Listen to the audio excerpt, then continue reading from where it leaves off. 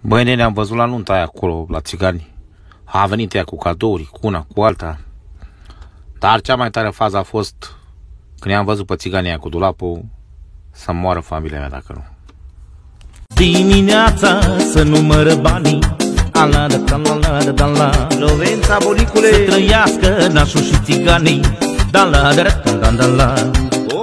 M-aș duce și eu la nuntele de la. Dar nevasta mi-e bolândă, a da la da da la de la. Când se apucă a juca de la. Au cărut pe sandala, asta la da da la.